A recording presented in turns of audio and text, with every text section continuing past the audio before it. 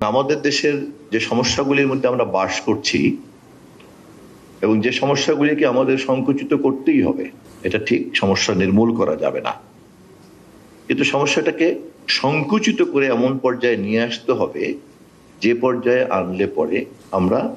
সমাজের শুভ সম্ভাবনাগুলিকে বাধাহীন করতে পারবো বিকশিত হওয়ার জন্য। তো সেই কাজের জন্যই কিন্তু বিতর্ক প্রতিযোগিতার এই তৎপরতাকে একেবারেই ছাত্র জীবনের যে পর্যায় থেকে শুরু করা যায় সেই পর্যায় থেকে বিশ্ববিদ্যালয় বা প্রতিষ্ঠান থেকে বেরিয়ে যাওয়ার আগ মুহূর্ত পর্যন্ত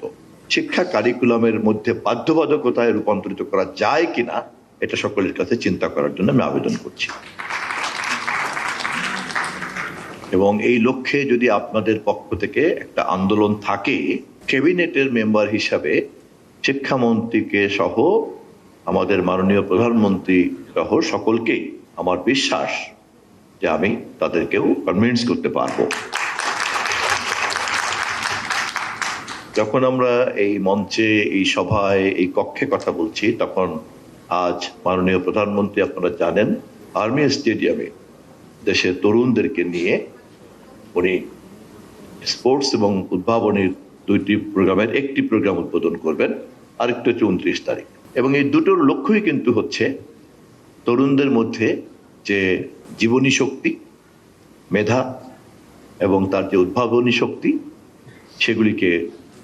উদ্ভাসিত করা, সেগুলিকে উৎসাহ দেয়া এবং সেগুলিকে সাধারণ মানুষের সামনে উপস্থাপন করা, উৎসাহ এবং অনুপ্রেরণা দেওয়ার মধ্য দিয়ে। এবং আমি নিশ্চিত যে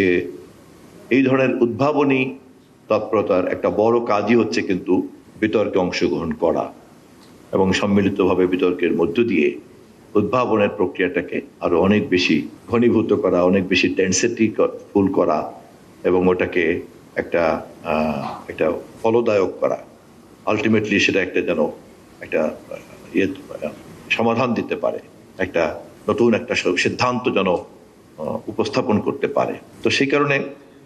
সরকার নীতিগতভাবে কিন্তু এই ধরনের বিষয়গুলিকে, এই ধরনের তৎপরতাগুলিকে উৎসাহ দেওয়ার জন্য ইতিমধ্যেই কিন্তু অবস্থান নিয়েছেন,